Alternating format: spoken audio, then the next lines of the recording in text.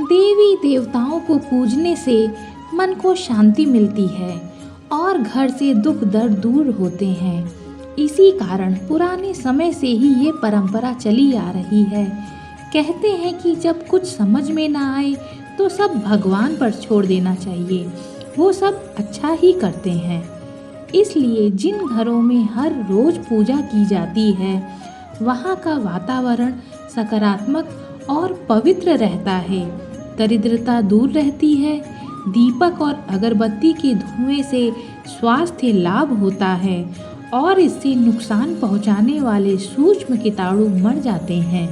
शास्त्रों के अनुसार पूजन के लिए कई आवश्यक नियम बताए गए हैं। इन नियमों का पालन करते हुए पूजा करने पर श्रेष्ठ फल प्राप्त होते हैं। महालक्ष्मी सहित सभी देवी देवताओं की कृपा मिलती है। यहाँ जानिए 21 नियम जो कि घर के मंदिर में पूजा करते समय ध्यान रखना चाहिए। घर में पूजा करते समय ध्यान रखनी चाहिए यह 21 बातें। इन नियमों का पालन करते हुए पूजा करने पर श्रेष्ठ फल प्राप्त होता है। चलिए जानते हैं ये नियम। अगर आपने चैनल सब्सक्राइब नहीं किया है तो चैनल को सब्सक्राइब कर लीजिए। चलिए शुरू करते हैं। किसी भी भगवान के पूजन में उनका आह्वान या आमंत्रित करना, ध्यान करना, आसन देना, स्नान करवाना, धूप दीप जलाना, अक्षत जो चावल होता है, कुमकुम, चंदन, पुष्प, प्रसाद आदि अनिवार्य रूप से होना चाहिए। दूसरा, पूजन में पान का पत्ता भी रखना चाहिए। ध्यान रखें, पान के पत्ते के साथ इलायची, लौंग, गुलकंद आदि भी चढ़ाना चाहिए। पूरा बना हुआ पान चढ़ाएंगे तो श्रेष्ठ रहेगा। तीसरा, देवी देवताओं को हार, फूल, पत्तियां आदि अर्पित करने से पहले एक बार साफ पानी से अवश्य धो लेना चाहिए। चौथा, सभी प्रकार की पूजा में चावल विशेष रूप से चढ़ाए जाते हैं। पूजन के लिए ऐसे चावल का उपयोग करना चाहिए जो अखंडित हो, अर्थात जो पूरे चावल हों, यानी टूटे हुए ना हों। चावल चढ़ाने से पहले इन्हें हल्दी से पीला करना बहुत शुभ माना गया है। इसके लिए थोड़े से पानी में हल्दी घोल ले और उस घोल में चावल को डुबोकर पीला किया जाता है। पांचवा, पूजन कर्म में इस बात का विशेष ध्यान रखें कि पूजा के बीच दीपक बुझना नहीं चाहिए। ऐसा होने पर पूजा का पूर्ण फल प्राप्त नहीं होता है। छठा, भगवान विष्णु को प्रसन्न करने के लिए पीले रंग का रेशमी कपड़ा चढ़ाना चाहिए। माता दुर्गा, सूर्य देव व श्री गणेश को प्रसन्न करने के लिए लाल रंग का और भगवान शिव को प्रसन्न करने के लिए सफ़ेद वस्त्र अर्पित करना चाहिए।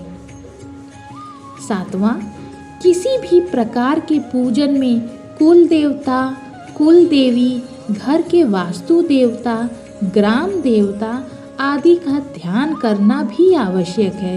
इन सभी का पूजन भी करना चाहिए। आठवां, पूजन में हम जिस आसन पर बैठते हैं उसे पैरों से इधर उधर खिसकाना नहीं चाहिए। आसन को हाथों से ही खिसकाना चाहिए।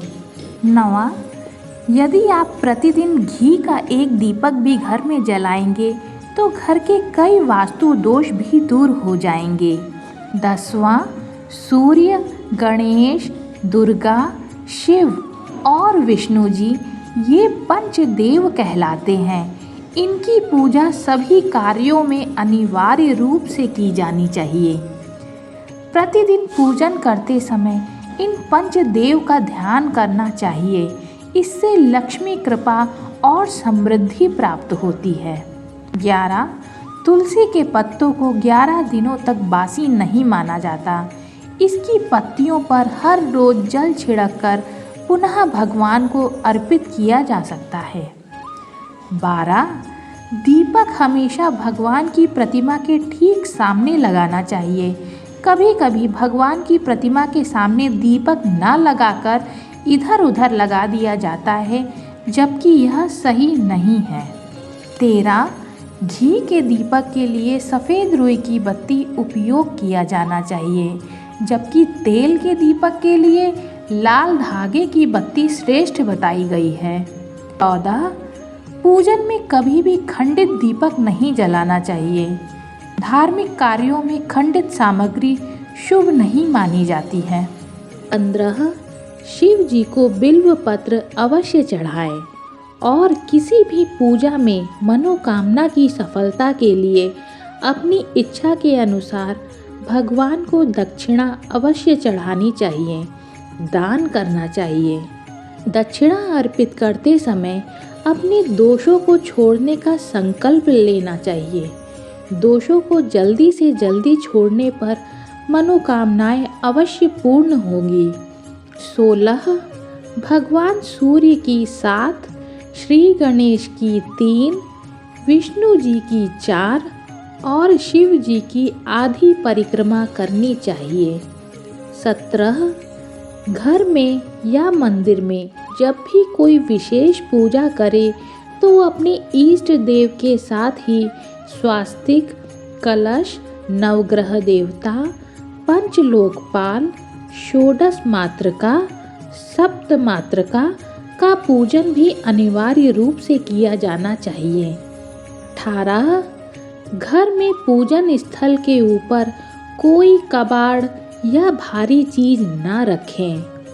19 भगवान शिव को हल्दी नहीं चढ़ाना चाहिए और ना ही शंख से जल चढ़ाना चाहिए। 20 पूजन स्थल पर पवित्रता का ध्यान रखें। चप्पल पहनकर कोई मंदिर तक नहीं जाना चाहिए। चमड़े का बेल्ट या पर्स अपने पास रखकर पूजा ना करें। पूजन स्थल पर कचरा इत्यादि ना जमा हो पाए।